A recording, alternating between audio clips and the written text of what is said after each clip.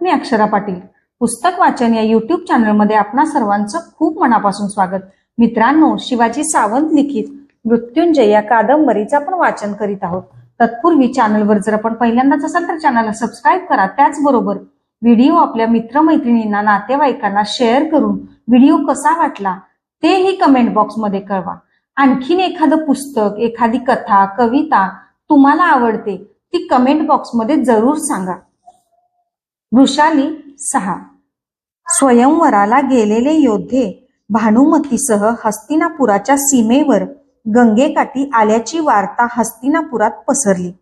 त्यांच्या स्वागतासाठी सर्वांची एकच धांदल उडाली.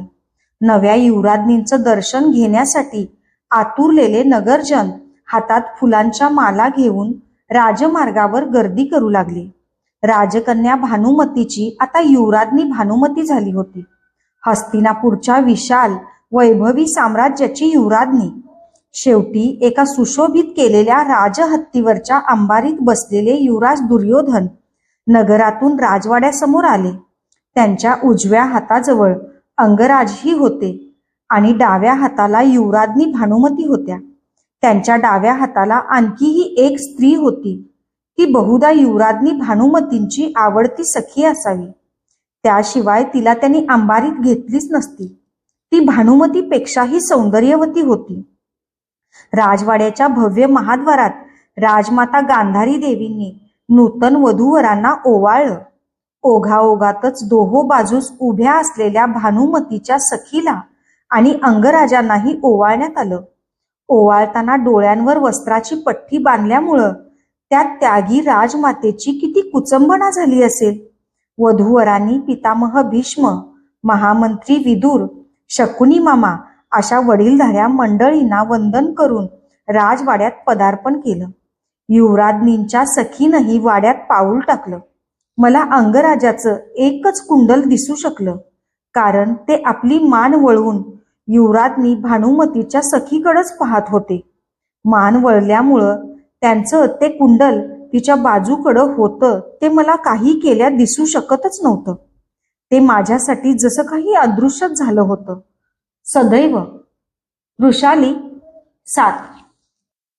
नव्या युवराज्ञींच्या आगमनामुळं राजवाड्यावर चैतन्य पसरलं. युवराज दुर्योधनाचं जीवन विवाहाच्या उद्यानात फुलणार या कल्पनेनं आम्हा दोघांना समाधान वाटलं. कधी कधी अविवाहित मनुष्य क्रोधातून उगाच अविचार करू शकतो, पण विवाहिताला तो करता येत नाही. आजवर कानांवर येणाऱ्या युवराज दुर्योधनाच्या अतिसाहसी कल्पनांना विवाहामुळं आता भावी काळात बांध बसणार होता. स्त्रीनं मनात आणलं तर तिला आपल्या पतीच्या विध्वंसक क्रोधाचं रूपांतर शालीन कर्तृत्ववाद करता येतं. हे कौशल्य मी युवराज्ञी भानुमतींना वेळोवेळी कलेकलेनं त्यांचं मन न दुखवता सांगणार होते. पराक्रमी पुरुषांची जीवनं त्यांच्या स्त्रियांच्या हातात असतात. कधी आपल्या प्रेमानं तर कधी आपल्या सौंदर्यानं त्या आपल्या पतीला धोक्याच्या वेळी सावध करू शकतात. त्यासाठी मला युवराज्ञींशी परिचय वाढवायचा होता. सगळं स्थिरतावर झाल्यावर मी त्यांच्या भेटीसाठी जाणारच होते, पण त्यांच्या भेटीला मी जाण्यापूर्वीच मला युवराज दुर्योधनाचं बोलावणं आलं. ते अनपेक्षित असलं तरी मला त्याचं आश्चर्य वाटलं नाही. माझ्या पतीच्या पराक्रमाचं वर्णन ऐकवायलाच त्यांनी मला बोलावलं असावं असं मला वाटलं. मी एक स्त्री होते आणि कुठल्या स्त्रीला आपल्या पतीच्या पराक्रमाचं वर्णन एका माणी राजाच्या तोंडून ऐकावंसं वाटणार नाही. राजमाता कुंती देवींनी दिलेला निळ्या रंगाचा तोच शालू नेसून मी माझ्या मृणाल नावाच्या दासीला घेऊन त्यांच्या भेटीसाठी जायचं ठरवित होते. पण ज्या शारीरिक स्थितीत मी होते त्या स्थितीत मी परपुरुषापुढं जाऊ शकत नव्हते. मी गर्भधारिका होते.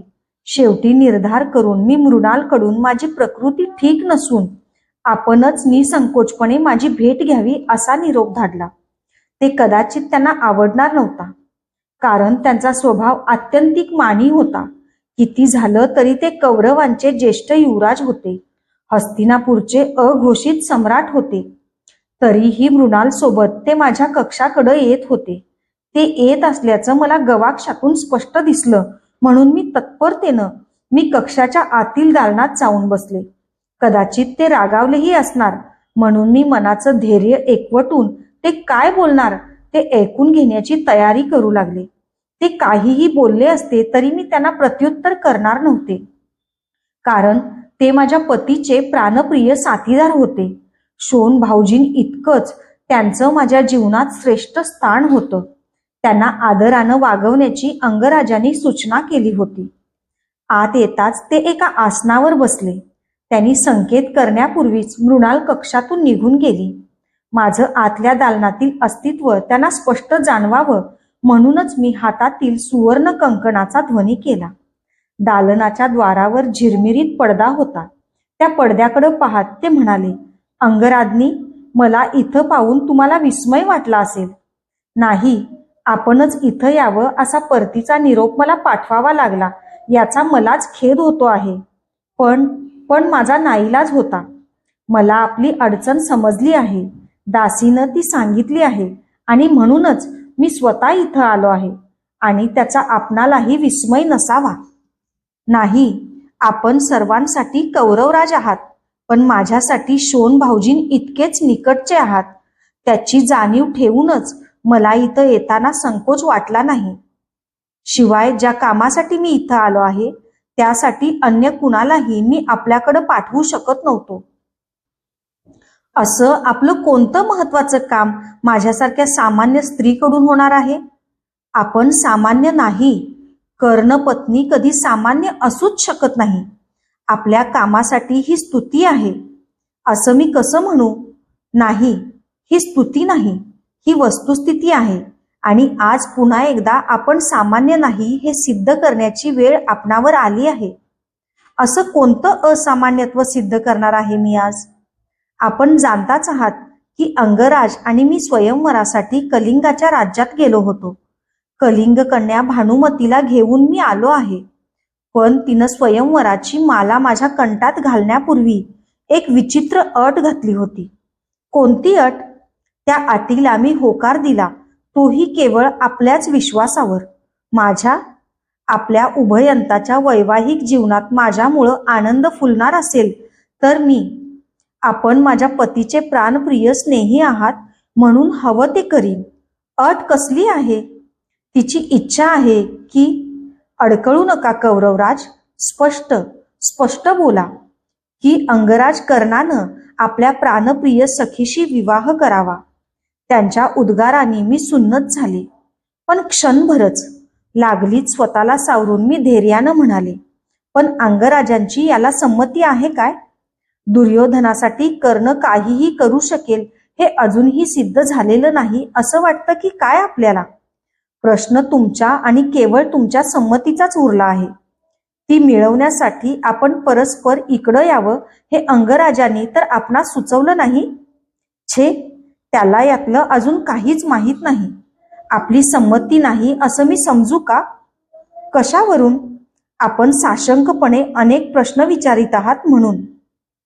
नाही, तसंच काही नाही. पण हाच प्रसंग युवराज्ञी भानुमतींच्या जीवनात आला असता तर त्यांनी याहून अधिक प्रश्न विचारले असते असं आपणाला नाही का वाटत? नाही, तिनं कोणताच प्रश्न विचारला नसता. एका वाक्यातच पृच्छकाला नकार देऊन तिनं सरळ बाहेरचा मार्ग दाखविला असता. आपण भानुमती नाही म्हणूनच मी येण्याचं साहस केलं आहे. अंगराजांच्या आणि आपल्या सौख्यासाठी मी हवं ते करीन. माझ्या संमतीसाठीच हा विवाह थांबणार असेल तर मी वचनपूर्वक सांगते की माझी संमती आहे. ते आनंदानं ताडकन आसनावरून उठले. न राहून शेवटी ते म्हणालेच, वहिनी, खरोखरच तुमच्यासाठी एकेकाळी कर्णानं एवढा का ध्यास घेतला होता ते मला आज पटलं. एक क्षणभरही न थांबता उत्तरीयाचा घोळ सावरत ते जाण्यासाठी द्वाराकडे वळले. पण त्या भाग्यशाली सखीचं नाव काय? मी शेवटी विचारलंच. सुप्रिया. ते झपाझप पावलं टाकीत कक्षातून निघून गेले. माझ्या मनाची खोटी उभारी क्षणात ढासळली. सवत, छे, माझ्या सुखी संसाराला त्या कल्पनेनं गालबोटच लागणार नव्हतं काय? तिचं नाव सुप्रिया होतं म्हणे, पण खरोखरच ती सर्वांना सुप्रिय होईल काय? अनेक शंकांच्या माऱ्यांनी माझं मन कोंदटू लागलं. पण कधी कधी दैवाशी द्यूत खेळण्याशिवाय मानवाच्या हाती दुसरं काय असतं? प्रभंजनानं म्हटल्याप्रमाणे मला नव्या अंगराज्ञीच्या स्वागताची तयारी करावी लागली, पण ती किती किती वेगळ्या अर्थानं. माझ्या अधिकाऱ्याच्या कुंडलातील एक कुंडल आता सुप्रियेचं होतं. जे मला अनेक कष्टांनी प्राप्त झालं होतं ते तिला सहज मिळालं होतं. काही काही माणसं जन्मजात दैववान असतात, हेच खरं. वृषाली 8. अंगराजांचा आणि सुप्रियेचा विवाह थाटात पार पडला. युवराज दुर्योधनाचं वचन सत्य ठरलं. अंगराज त्याच्या इच्छेला नकार देऊ शकले नाहीत. कधी कधी सत्य हे कल्पनेपेक्षाही अद्भुत असतं आणि ते असतं म्हणून त्याला तोंडही द्यावं लागतं. मी सुप्रियेला कधीही न दुखविण्याचा निश्चय करून टाकला. तिला दुखविण्यानं त्याचा त्रास अंती माझ्या पतीलाच होणार होता. स्त्री ही कमीत कमी हानी आणि अधिकात अधिक सोय निवडत असते. तोच तिचा जन्मजात स्वभाव असतो. सुप्रियेला स्वतंत्र अंतःपुरी कक्ष देण्यात आलं. इतकं सर्व झालं होतं तरी माझं मन मला निक्षून माझ्या पतीच्या प्रेमाची ग्वाही पूर्वी इतकीच देत होतं. त्यांचं माझ्यावरचं प्रेम तर कधीच रतीभरही कमी झालं नसतं.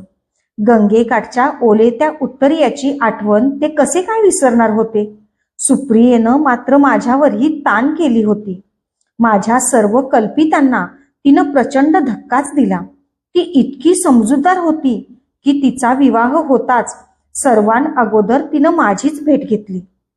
मला विनयानं वंदन करून ती म्हणाली, ताई, मी आपली कनिष्ठ भगिनी आहे. आपणच मला जीवदान दिलं आहे. तुम्ही संमती दिली नसतीत तर अंगराजाचं नाव ओठी ठेवून मरण स्वीकारणं हाच माझ्या पुढं मार्ग होता. माझं त्यांच्यावर निरातिशय प्रेम आहे. हस्तिनापुरातील कुंडल मला मिळाली पाहिजेत असा मी ध्यास घेतला होता. सुप्रिये, ठीक झालं तू आलीस ते. इतक्या विक्रमी पतीला सावरायला नाहीतरी मी एकटी असमर्थच होते. त्यांचं मन कशानंही दुखवलं जाणार नाही याची काळजी घे. लक्षात ठेव, मोठ्या माणसांची दुःख ही तशीच मोठी असतात. ती निवारण्यासाठी त्यांच्या पत्नीला केवळ ध्यास आणि प्रेम असून चालत नाही, तर धैर्य आणि संयम असावा लागतो. अनेक शंकांनी झाकोळून गेलेलं माझं मन तिच्या केवळ दर्शनानंच निर्धास्त झालं. हरिणीसारखे डोळे असलेली ती हरिणीसारखीच निष्कपट निरागस होती. नावाप्रमाणेच ती मला अतिशय प्रिय झाली. नावाप्रमाणेच ती सुप्रिय ठरली. धन्यवाद.